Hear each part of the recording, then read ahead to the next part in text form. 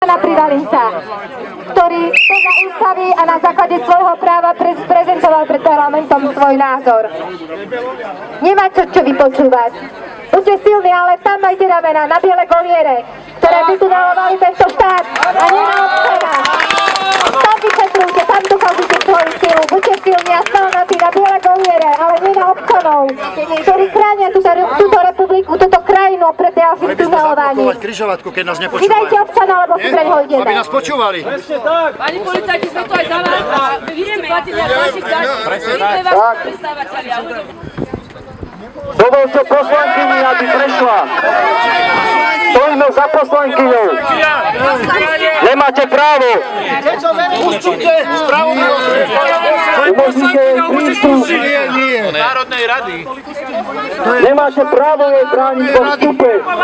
Pustite svojich zamestnávateľov. Nemôžete, ukážte mi to. Podľa jakého paragrafu tam nemôže ísť poslanec Národnej rady? Tak vyzvite Kaliňáka. Ja chcem s vami hovoriť. Nemáte právo jej brániť vstupe do budovy. Ustúpte národu. Ustúpte. Na základe akého paragrafu?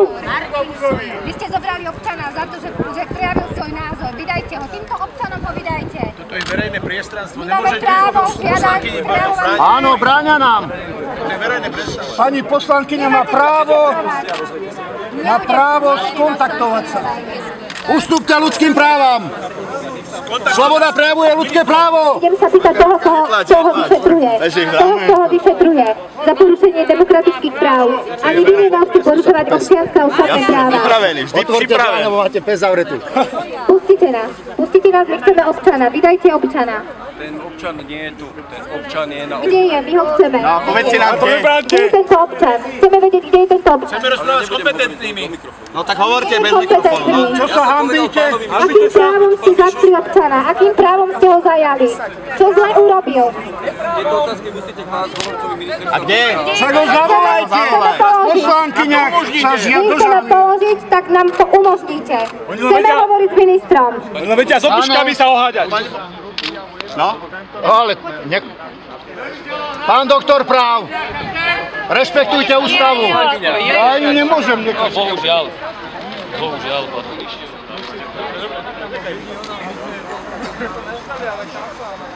Číham na ňu, pohode. Občania, máme ísť domov pozerať televízor. Niečo tak ich prevalčuje. Ale pohodička. Polícia nás vyzýva, aby sme išli domov pozerať televízor. To je síce iné, ale áno, zbierajú, áno. Kolegovci zbierajú petíciu ohľadne tých práv detí a tak ďalej.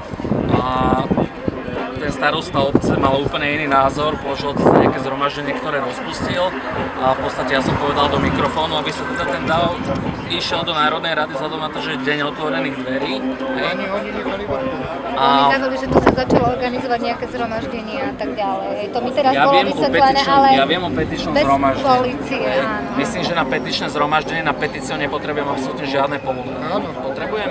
Absolútne. Nepotrebujem. Na petičné nie, to sme Bolo overovali. to petičné zhromaždenie, tá petícia kolovala, všetci som na nej napísaný, som podpísaný, kolegovci sú podpísaní, čiže...